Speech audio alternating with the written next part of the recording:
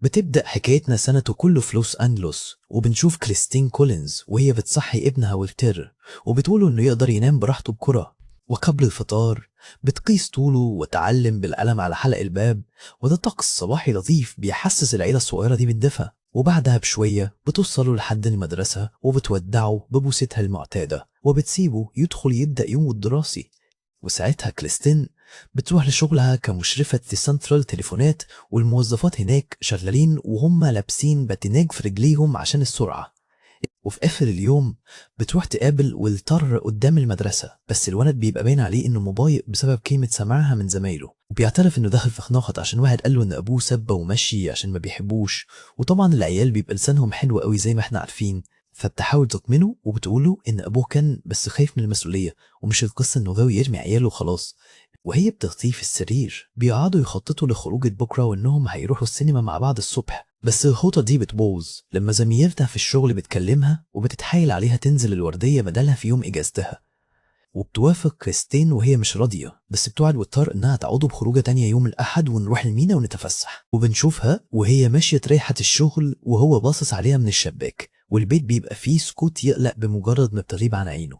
في الشغل مديرها بيبقى منبهر بأدائها لدرجة إنه بيعرض عليها ترقية وتبقى مديرة، يعني الدنيا بدأت تضحك لها أهو. وبتقولوا إنهم يتكلموا في التفاصيل يوم الاثنين، وبتجري بسرعة تلحق الترام عشان تروح لابنها. وبعدها بتمشي في شوارع المدينة الزحمة وهي مستنية اللحظة اللي تبدأ فيها إجازتها أخيرا. بس مع وقت الغروب بيبدأ في إحساس مش مريح يسيطر على المنطقة كلها، وبتدخل البيت وبتنده على وتر، بس ما بيردش عليها غير الصمت، والولد ملوش أي أثر في المكان. وفجأة بتقلب البيت كله عليه ومش لاقية حاجة، لا سايب ورقة ولا أي حاجة، حتى كل هدومه وحاجته لسه مكانها. وبعدها بتروح تسأل عيال الجيران يمكن حد شاف حاجة، بس للأسف محدش فيهم عارف وتر راح فين.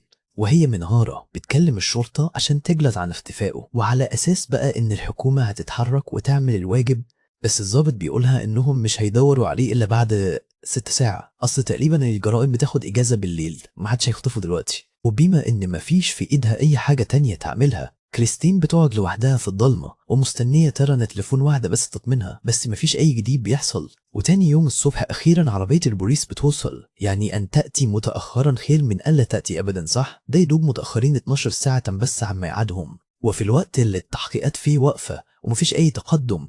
القسيس بليجليب بيجمع الناس في الكنيسة وبيقعدوا يصلوا عشان والتر الصغير يرجع بالسلامة. وهو في البرنامج الإذاعي بتاعه بيقعد يهاجم شرطة لوس أنجلوس وبيهزقهم بسبب الفساد اللي غرقانين فيه وفشلهم اللي ملوش حدود.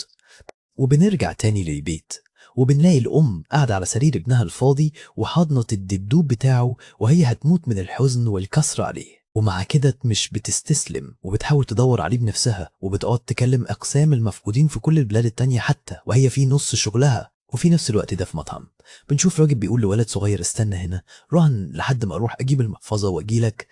ولما الراجل بيغيب أكتر من 10 دقايق وما بيرجعش، صاحب المطعم بيفهم إن في حاجة غلط وبيروح يكلم البوليس فورا. وبعدها بشوية الكابتن جي جونز بيوصل لشركة التليفونات وبيطلب يقابل كريستين حالا ومن غير تأخير. والكابتن بيعرفها بنفسه في مكان شغلها، وباين عليه جدا إنه شايل في جيبه خبر نجير ومهم وعايز يقوله. وبيفاجئها ويقولها إنهم لقوا واضطر عايش وفي حالة كويسة في ولادي لانوي، يعني بعيد عن بيته بآلاف الكيلومترات. وهي طبعا بتنهار من الفرحة ورجليها ما بتشيلهاش من كتر الصدمة والذهول اللي هي فيه بعد ما سمعت الخبر ده. واللحظة بتبقى شبه المعجزة، وصحابها في الشغل بيتلموا حواليها وبيهدوها وهي بتعيط من كتر الفرحة اللي مش سايعاها. والكابتن جونز بيقولها ان الصحافة بتموت في النهايات السعيدة، وواضح قوي عليه انه مشتاق يرملهم خبر زي ده عشان يظبط صورته. ومدير ديفيس هو كمان بيقابلها وبيركز قوي في كلامه ان القصة دي هتحسن صورة القسم قدام الناس وتخليهم ابطال. بس الصدمة بقى لما الولد بيوصل، هي بتبص له بص واحدة وبتقول لهم بكل ثقة ان ده مش ابنها، هي نهار ابيض على كسفة. وجونز بيقعد يقنع فيها انها بس لسه مصدومة ومش واخدة بالها، يعني على اساس ان الام ممكن تتويه عن ابنها وما تعرفوش. والولد بيقول انه فعلا والتر كولينز وبيسمع عنوان البيت بمنتهى الثقة ومن غير ما يغلط في حرف واحد. وبيحضنها والست بتبقى مذهولة ومش عارفة تعمل ايه، يعني هي عايشة في كابوس والناس كلها فكرت ان ده احتفال وهليلة. وقدام فلاشات الكاميرات الكابتن بيضغط عليها انها تاخد الولد معاها البيت كفترة تجربة، عشان شكلهم بقى عندهم سياسة استرجاع في العيال. وبسبب ضغط الناس والجيوش اللي حواليها كريستين بتضطر توافق بقلب بورتو إنها تاخد الولد معاها البيت مؤقتا. وبعدها على طول الشرطة مع الصحافة بيعملوا حفلة تصوير وهمية عشان يبينوا إنهم نجحوا ورجعوا الواد لأمه. وفي البيت بتقعد تراقبه وهو بياكل في صمت، وبين على وشها إن الشك بياكل في دماغها ومش فاهمة حاجة. بس وهي بتحمي الولد بتكتشف فجأة إنه متطهر، مع إن ابنها والتر ما كانش كده خالص.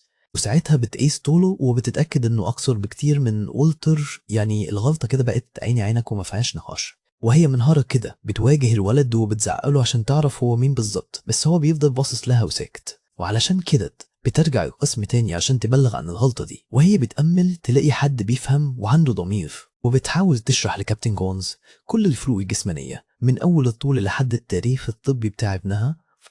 بس هو بيسخف من كلامها وبيرد عليها بأعذار تفرس، وبيحاول يثبت لها إنها هي اللي غلطانة عشان تقتنع بالولد ده. والكابتن بيتمادى في قلة الذوق وبيتهمها إنها بس عايزة تهرب من مسؤوليتها كأم وترمي حمل الواد.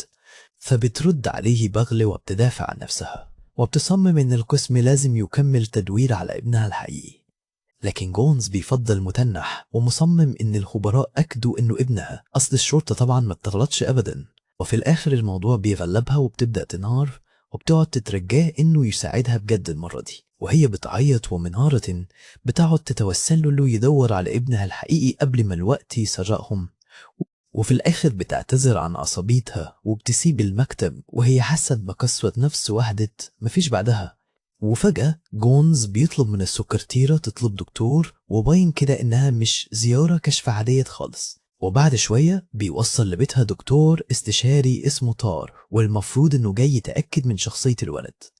الدكتور بيكشف عليه وبيقول بمنتهى البجاحة إنه شبهها ومطنش تماما، الحقيقة اللي واضحة زي الشمس. ولما بتوريه إنه أقصر من ابنها بكتير، الدكتور الفهامة بيبقى مجهز نظرية تانية خالص. بيقولها إن الصدمة خلت العمود الفقري بتاع الولد يكش. أيوة، اشتغلت العمود الفقري اللي بيصغر دي.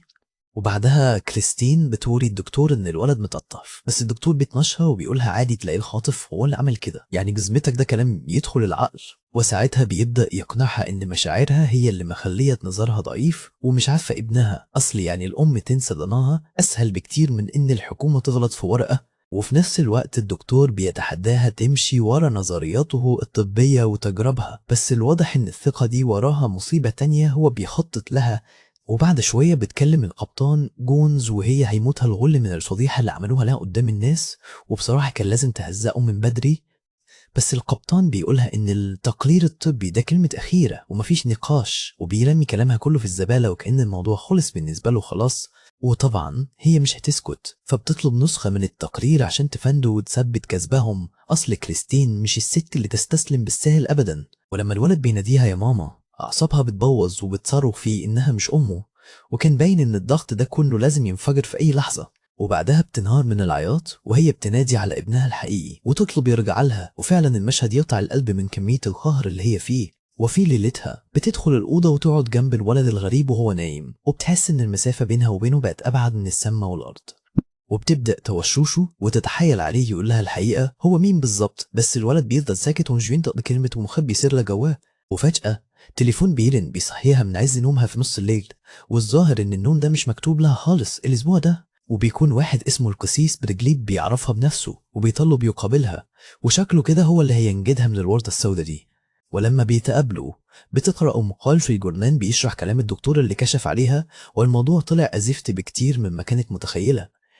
وبرجلب بيفهمها ان المقال ده بيطلعها هي اللي غلطانه وهي اللي اهملت في الولد، وشغل التلبيس والتدليس شغال على ودنه. وبنشوف فلاش باك للدكتور وهو بيقول للصحفيين انه ملقاش اي حاجه تكذب كلام الشرطه، وكلامه ده كان زي السم في جسمها. وساعتها القسيس بيحذرها ان الجهاز ده كله فاسد لعمرهم ما هيعترفوا بغلطهم. اهلا بيك يا كريستين في مفارمه الحكومه. وبيكمل كلامه وهو بيوصف العنف والبلطجة اللي بتحصل في شرطة لوس أنجيوس ويديها درس في التاريخ يسد النفس. وفي نفس الوقت بيظهر مدير الأمن ديفيس وهو بيعلن عيني عينك عن سياسة الضرب في المليان، والراجل ده ما يعرفش يعني إيه قانون أصلا. وبيحكي لها برجلي بانثرة الاغتيالات اللي معاها تصريح تخلص على أي حد من غير محاكمة، يعني ثابت مش مدينة. وهي بتوضح للقسيس إن كل اللي فارق معاها هو إنها تلاقي ابنها وترجعه لبيته، وأي حاجة تانية في الدنيا مش مهمة. وبعدها في دكتور سنان بيأكد لكريستين إن والتر ابنها كان عنده فرقة معينة في سنانة مش موجودة عند الولد ده، وطبعا العلم ما بيكذبش. وبالفعل بيوافق الدكتور إنه يكتب شهادة رسمية بتثبت إن في غلط في الشخصية، وده بيعتبر نصر كبير جدا لموقفها. بس الأدلة لسه بتكتر، والولد ده بيعرفش يتعرف على مدرسته ولا حتى بيفتكر اسمها ايه. يعني الموضوع بقى مفضوح قوي. وعلشان كده المدرسة ميس فوكس بتوعد كريستين انها تشهد معاها وتأكد ان الولد ده مش هو طالبها اللي تعرفه. ومع كتر الأدلة اللي في إيدها، كريستين بتعمل مؤتمر صحفي تحت المطر وبتعلن إن الشرطة جابت أي غلط خالص، وبتقول للصحفيين إنها اضطرت تعمل كده عشان القسم رافض يعترف بغلطة، وأي موظف حكومي طبعا بيترعب من الفضايح اللي زي دي. وطبعا القبطان جونز الموضوع ما بيعجبوش، فبيأمر رجالته يسحبوها من الباب الخلفي عشان يهربوا من وش الصحافة، وبيمسكوها وهي في المطر وبياخدوها على القسم، وجو باين عليه انه مش زيارة وديت خالص يعني. وجوه المكتب بقى جونز بيقعد يبهدل فيها عشان أحرجت القسم، وكأن الحقيقة هي اللي هتبوظ برستيجهم العالي. ومش بس كده، ده بيتهمها إنها بتألف الحكاية دي عشان تتهرب من مسؤوليتها كأم، وطبعا ده كلمة الهبد والظلم. وفجأة بيقرر إنها مجنونة وبيطلب الممرضة المسؤولة عشان تعتقلها. حقيقي يعني يوم أسود ومنيل عليها، وبيدي أمر إنها تتحجز في عنبر المختلين تحت بند كود اس، ودي حركة في منتهى اللؤم والقسوة منه. وبينقلوها المستشفى، وفي التقرير كاتبين إنها بتهلوس وبتمثل خطر وكأنهم بيحاولوا يمسحوا وجودها رسمي. وأول ما بتوصل الممرضة بتهددها بقميص المجانين لو مشيتش عدل، وهو الكابوس بدأ بجد. وبعدها الممرضة بتسلط عليها خرطوم وجهها ساقعت بضغط عالي في معاملة مهينة ما فيهاش أي ريحة الإنسانية، وهي بتقعد تعيط ومنكمش في الركن. بس للأسف المصيبة لسه مخلصتش على كده، وبيجبروها كمان إنها تعمل كشف طبي مهين جدا بعد موضوع المية الساقعة ده مباشرة. وبعدها الممرضين بياخدوها يمشوا بيها في العنبر وسط حالات تانية تقطع القلب، والجو كله كآبة ويأس. والممرضة بتوديها أوضتها وهي بتقول لها على القوانين الصارمة، وإن مفيش أي دلع هنا، المكان ده حرفيا زي القلعة. وفجأة زميلتها الجديدة في الأوضة بتخوض تصوت وتقول إن الأوضة دي ملكها هي، وكأن نقصها هي كمان عشان تكمل. وبعيد بقى عن دوشة المستشفى دي خالص، في مخبر بيوقف في عربيته في طريق مقطوع وكله تراب عشان يساعد واحد عطلان وموتور عربيته مطلع دخان، وبيسأله عن طريق مزرعة نورسكوت. بس الراجل الغريب ده بيبدأ يتوتر ويبان عليه القلق، وباين كده إنه فاشل جدا في إنه يمثل البرود. وبعد شوية المخبر بيوصل للمزرعة المأجورة دي وبيدخل يبص ويستكشف المكان الفاضي ده فيه إيه. وهناك بيلاقي فاس مغروز في خشبة جنب حجر سن سكاكين، والمكان هادي زيادة عن اللزوم لدرجة تحسسك إنك في أول فيلم رعب مقبض. وفجأة بيلمح عيل صغير مراقبة من بعيد، وأول ما الولد شافه قام جاري زي الطلقتي على جوه البيت. وبيجري المخبر وراها لغاية جوه، وبيقول له إنه معاه أمر ضبط وإحضار الولد اسمه سانفورد كلارك. وهو بيفتش في الأوض بيلاقي صورة قديمة لوالدين، والصورة دي وراها حكاية كبيرة قوي وشكلها مش هتبشر بخير.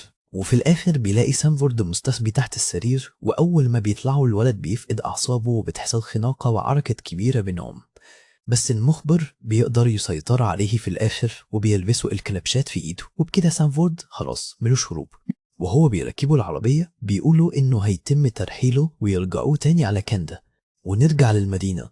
القسيس بريجليب بياخد باله إن كريستين مكتشف الميعاد بتاعهم، فبيبعت عسكري يروح يشوفها في البيت. وبعدها القسيس بيطلع في الراديو بتاعه وبيبدأ يفضح الدنيا ويقول الحقيقة ورا اختفاء كريستين وإيه اللي حصلها. وفي نفس الوقت الراجل المرايب اللي كان عطلان في الطريق ده رايح يقطع تذكرة ذهاب لمدينة سياتل، وطبعا مفيش أوضح من كده إن ريحتك فايحة وهربان. وفي المستشفى كريستين بتتحايل عليهم عشان تقابل الدكتور، بس الممرضة بتقولها ببرود إنها لازم تستنى لما تفطر الأول. وفي صالة الأكل واحدة اسمها كارول بتعرفها بنفسها وبتنصحها نصيحة غالية، وبتقولها كلي الأكل ده لو عايزة تباني عقل قدامهم.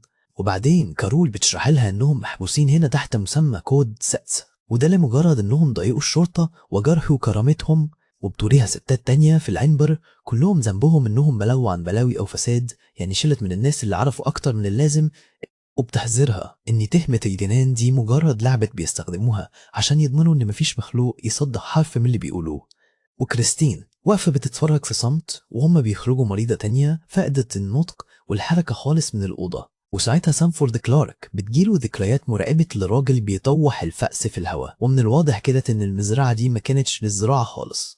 وفي اللحظة دي بيجيله موظف بيبلغه إنه هيترحل على كندا، بس الولد بيرفض تماما وبيمسك فيه إنه يقابل المحقق الأول. وفي نفس الوقت ده بنشوف الممرضة وهي واخدة كريستين عشان التقييم النفسي، وأخيرا جه ميعاد المقابلة اللي كانت مستنياها. وساعتها الدكتور ستيل بيصدمها وبيقولها انهم عملوا لها تحليل زهري، اصل لو واحده عرضت الحكومه يبقى اكيد عقلها في حاجه. وبعدها بيبدا يشكك في كلامها ان الشرطه سلمتها ولد غلط، وبيتعامل معاها كانها مثلا ضيعت جوانتي مش ابنها اللي تايه. وبيقوم مطلع لها صوره الجورنان بتاعه المقابله، يعني كأن الصوره المشوشه دي دليل اقوى من عيون الام اللي شافت الحقيقه.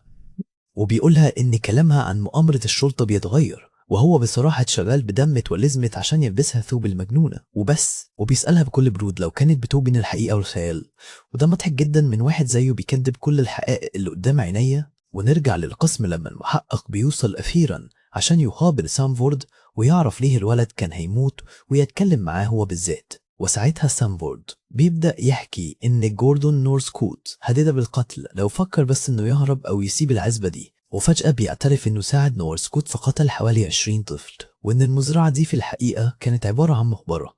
وبيبدأ يوسف إزاي كان بيجهز العربية قبل ما جوردون يخرج يصطاد ضحاياه، وتفاصيل الحكاية بتتحول لكابوس مرعب. وعلشان كده كانوا بيلفوا في كذا مكان عشان ينقوا الأطفال، ودي كانت خطتهم اللي ماشيين بيها وبقالهم كتير بينفذوها. وإن جوردون كان بيثبت العيل بكلمتين ويقول له أهلك عملوا حادثة عشان يركب معاه، وطبعا دي قدم وأبشع خدعة في التاريخ. وبيقول إن وجوده هو نفسه في العربية كان بيخلي العيال تطمن وتركب من غير خوف، يعني كان بيستخدمه كطعم ليهم. والواضح إن ذكريات المشاوير دي لسه مؤثرة فيه ومطاردة خياله، وده طبعا حمل تقيل قوي على طفل في سنة. وبعد ما بيوصلوا العزبة، جوردون كان بيسحل العيال المخطوفة دي زي الغنم وبيدخلهم عشة الفراخ بالعافية. وبيكمل كلامه بإن الراجل ده كان بيستنى لما يجمع كذا عيل عنده وبعدها يبدأ ينفذ جريمته الكبيرة. والأصعب إن جوردون أجبر سامفورد إنه يساعده في السيطرة على العيال المرعوبة دي، وكده هو بيحول الضحية لشريك في الجريمة. وبعدين الولد بيحكي عن لحظة الموت لما جوردون خيره يا إما يخلص هو على باقي العيال يا إما يقتله هو. وفي الآخر سامفورد بينهار وبيعترف إنه نفذ الأوامر فعلا، والوجع والذنب اللي جواه خلاص كسروه وخلوه مش قادر يكمل. وعشان يقفل المحضر ده خالص، المحقق عبارة بيدي لسامفورد رسمة صور لأطفال مفقودين عشان يحاول يتعرف عليهم. وبيبدأ الولد رحلة عذاب وهو بيقلب في الوشوش دي وبيدور على صور العيال اللي شافهم معاه في المزرعة. وفجأة بيقف عند صورة معينة وبيبين عليه إنه انهار وكأنه شاف وش عارفة كويس وصعبان عليه. وساعتها إيبارا بيتأكد إن الطفل اللي في الصورة هو والتار كولينز اللي الحكومة والشرطة قلبين الدنيا وبيقولوا إنه رجع لبيته. وبيطلب المحقق منه تأكيد أخير إنه ويكتور كان فعلا في المزرعة، أصل الموضوع دلوقتي مبقاش فيه تهريج ولا غلط. وبعد ما بيعرف الحقيقة المرة دي بيسيب غرفة التحقيق وهو مصدوم عشان يبلغ الرتب الكبيرة بالكوارث اللي لقاها. بس طبعا القبطان جونز بيعتبر كل الاعترافات دي تأليف، يعني بالعقل كده تلاقيه هيصدق أدلة وهو ممكن يحافظ على برستيجة. وبيفضل ينفض لكل الكلام ده ومش عايز يصدق حكاية طفل هو شايفه مجرد مجرم وبس. وفي نص خناقهم السكرتيرة بتدخل تبلغ القبطان إن القسيس بلجليب واقف تحت ومصمم يعرف أي معلومة عن كريستين. ولما جونز بيبص من الشباك بيلاقي مظاهرة وجماهير غفيرة وشكله كده صبر الناس خلاص بدأ يخلص.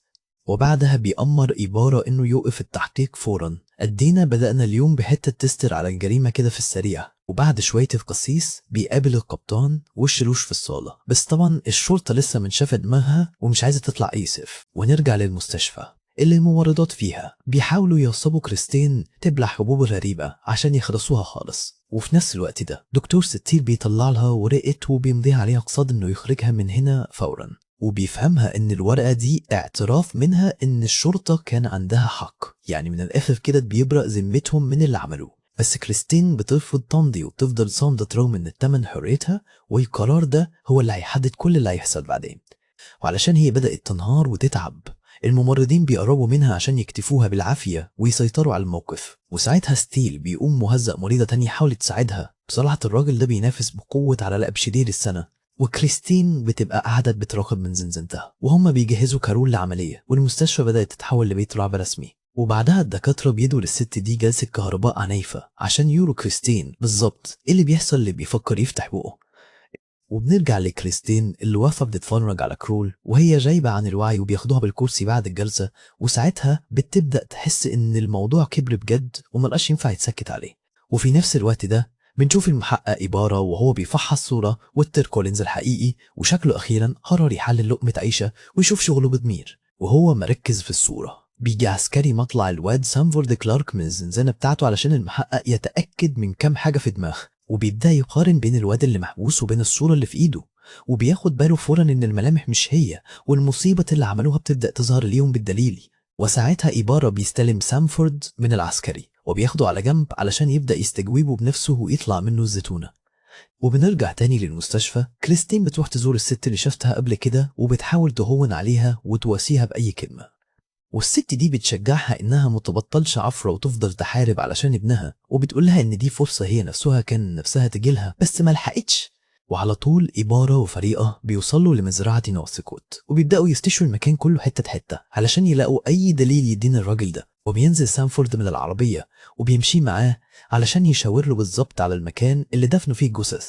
وتحت الضغط والرهبة الواد بيبدأ يحفر في الأرض الناشفة دي بكل قوته، والمحققين واقفين حواليه مستنيين يشوفوا آخرتها إيه. وفجأة سامفورد بيلاقي فردة جزمة وسط التراب، ودي كانت أول خيط وأول دليل مادي على الجرائم البشعة اللي حصلت في المكان ده. وبعد شوية حفر كمان بتبدأ تظهر بقايا جثث بني آدمين، والحقيقة المرعبة بتاعت المزرعة دي أخيرا بدأت تنكشف للكل.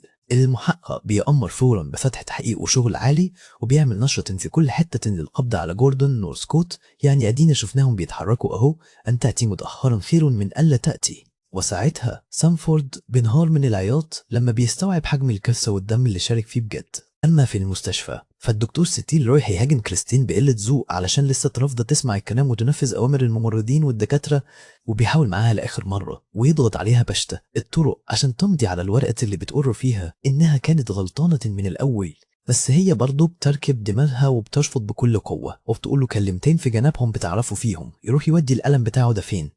وفي اللحظة دي بالظبط بيوصل القسيس بريجليب وهو شايت وبيطلب يقابل أي حد مسؤول عن الهيصة اللي بتحصل دي. والقسيس بيستغل خبر الجثث اللي لقوها في المزرعة وبيروح يكبس على نفس الدكتور ستير اللي كان هيموت من الرعب ساعتها. وعلشان هو دخل في الوقت المناسب الدكاترة بيضطروا يقفوا جلسة الكهرباء في آخر ثانية، وسبحان الله كريستين نفدت بجلدها بعجوبة. وبعد شوية بيظهر الدكتور ستيل وهو مهزوم وبيبلغ كريستين إنها خلاص هتخرج من مستشفى المجانين فورا. بس فرحتها بالخروج ما بتكملش وهي ماشية في الشارع وبتسمع المنادين بيعليه إن ابنها خلاص في حكم الميت. وفي عز ما هي واقفة منهارة كده بيلاقيها القسيس بريجليب في الشارع وبيحاول يواسيها ويدعمها في وقتها الصعب ده. وفي نفس الوقت ده مفوض الشرطة بيبقى قاعد بيرسل وكيل النيابة جونز بسبب الفضيحة اللي عملها بذكائه الخارق. وبعدها مدير الشرطة بيحذر جونز إن الناس مش هتبطل تسأل هم ليه لسه ملقوش الواد لحد دلوقتي. وساعتها المفوض بيقول له إننا لو اعتبرنا الواد مات كده هنقفل باب الأسئلة اللي بتبين فشلنا وخيبتنا الثقيلة. والمدير شايف كمان إن الأحسن للأم إنها تتقبل الصدمة دلوقتي، يا سلام على حنيتهم وخوفهم على مشاعرها. ونرجع للقسم. هناك بيبدأ المحقق إبارة يحقق مع الواد اللي كان عامي نفسه وتر، وبيزعق للواد وبيقولوا إن تمثيله ده بقى بيعطل تحقيق رسمي في قضية قتل كبيرة وخلبة الدنيا. وعلشان كده الواد بيعترف إنه كذب بس عشان كان نفسه يقابل ممثل في لوس أنجلوس، واد بجد ملوش لازمة. وبعد شوية القسيس بريجليب بيروح يزور كريستين في بيتها عشان يخططوا هيعملوا إيه مع بتوع الشرطة دول، وهي بتقوله إنها ما بدأتش الحرب دي بس هي أكيد اللي هتنهيها وهتاخد حقها تالت ومتلت.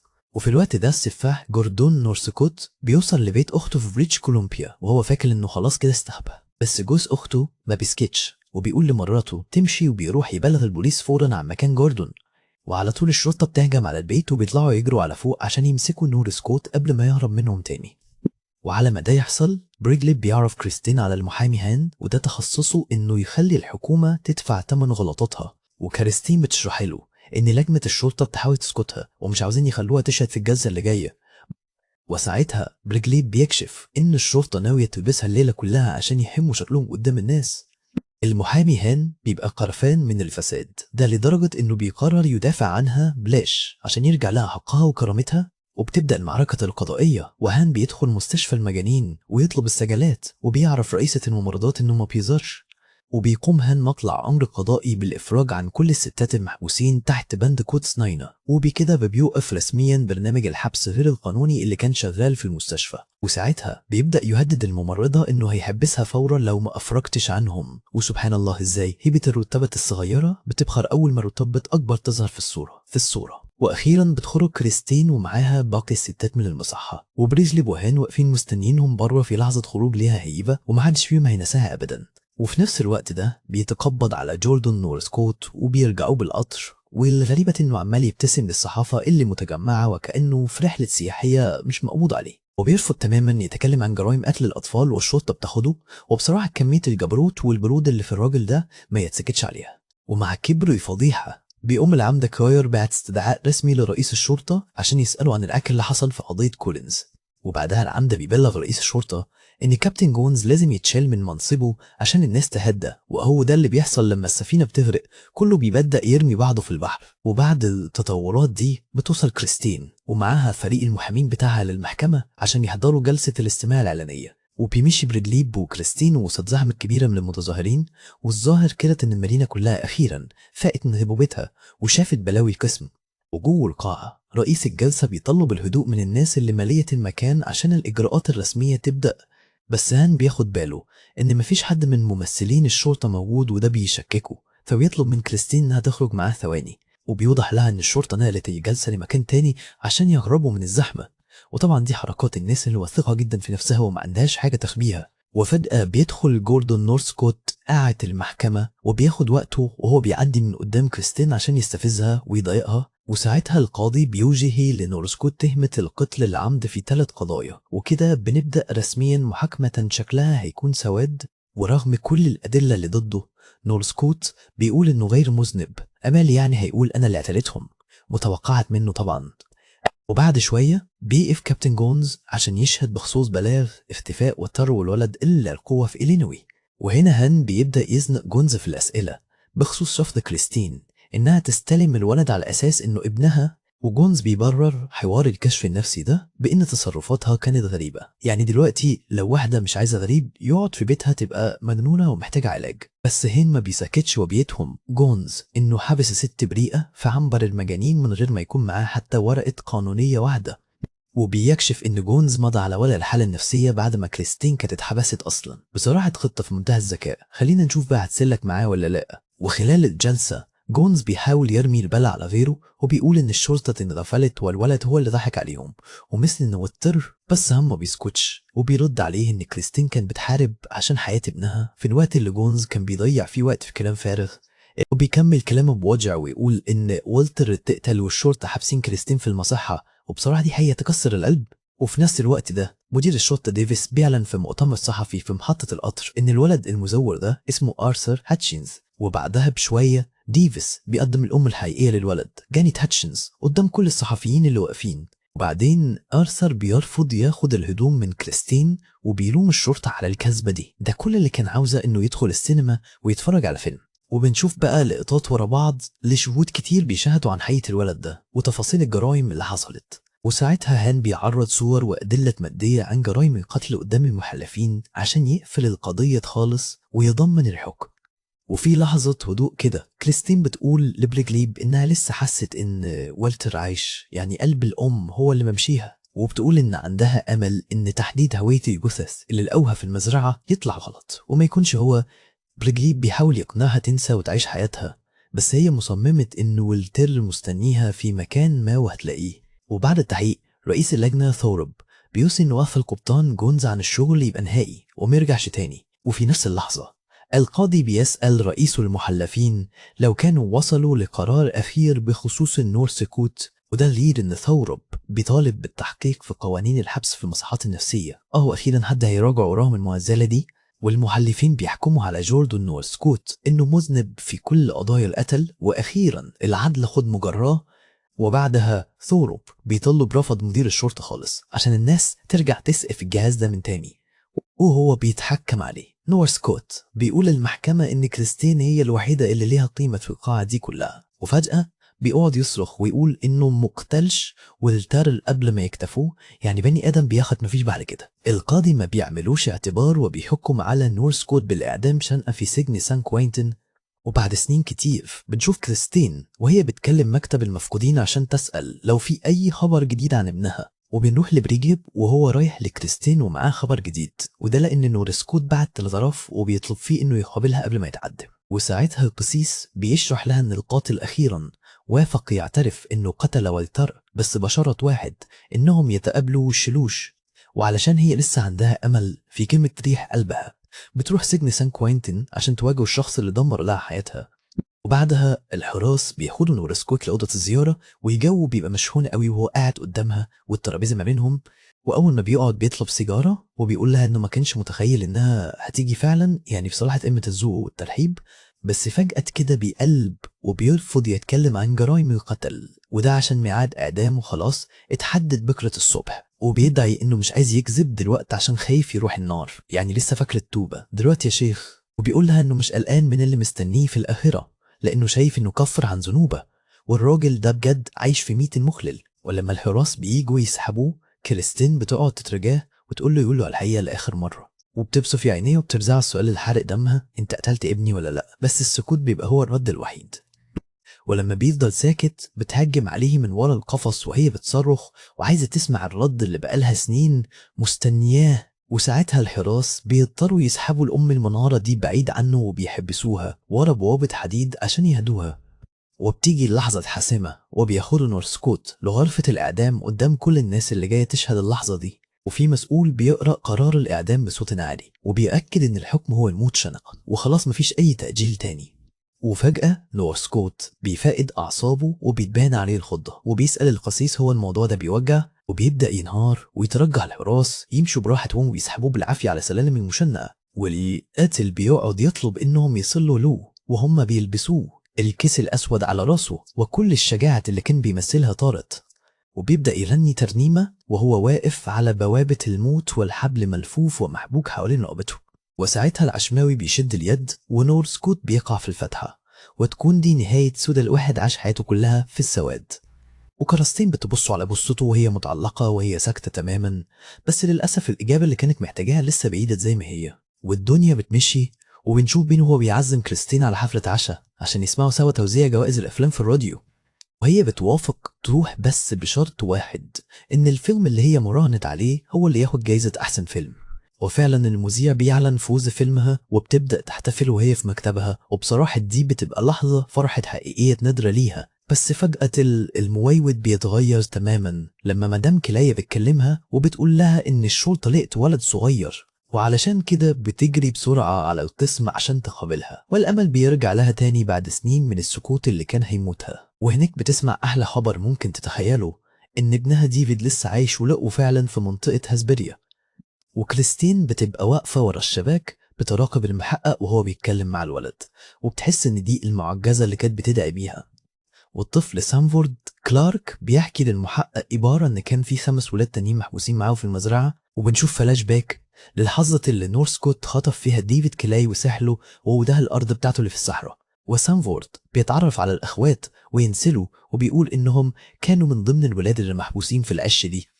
والأهم بقى إن ديفيد كلاي بيأكد إن ويتر كان معاهم، وكده اللغز أخيرا لقى شاهد عيان يحكي اللي حصل، وبيشرح إزاي لقوا فتحة السلك وفهموا إن دي فرصتهم الوحيدة عشان يهربوا بجلدهم.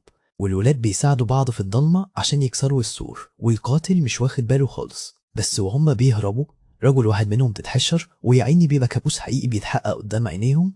وساعتها نورسكوت بيكتشف إنهم مش موجودين، وبيبدأ يدور عليهم زي المجنون في الأرض وهو ماسك سلاحه. والجبان ده بيبدأ يضرب نار بالبندقية على الأطفال الغلابة وهم بيجروا في وسط الأرض الفاضية، وبيقعد يصرخوا بغل ويأمر رجالته إنهم يلاقوا الولاد قبل ما يوصلوا للطريق العمومي. وسانفورد بيعترف إن لحظة الهروب دي كانت آخر مرة يشوف فيها بقية الولاد وهم عايشين، يعني هو عارف ينطق على قطر معدي عشان يهرب من المنطقة ويسيب رعب المزرعة ده وراه. والولد بيحكي إن في ست اسمها ميس لانسينج ساعدته، وطالما هو نجا يبقى لسه في أمل إنه ويتر كمان يكون عايش. وبيعترف سانفورد انه هرب وفضل بعيد، كل ده عشان كان ميت من الرعب انهم يشيلوه الليلة ويبسوه هو قضية القتل البشعة اللي حصلت في المزرعة. وساعتها الولد بينهار خالص وبيعترف انه ما قدرش يسكت وظهر، بس عشان كان وحش اهله جدا. في مشهد يقطع القلب بيفكرنا بكل اللي ضاع منه. وبعدها بشوية اخيرا ديفيد كلايب يرجع لاهله وبيحضنوه وهما ميتين من العياط في لحظة ما كانش حد يتخيل انها ممكن تحصل من كام يوم بس. وفي نفس الوقت كريستين بتبقى واقفة بعيد بتتفرج عليهم ودموعها نازلة على ابنها، وهي عارفة ومستوعبة ان مشوار تدويرها لسه مخلصش.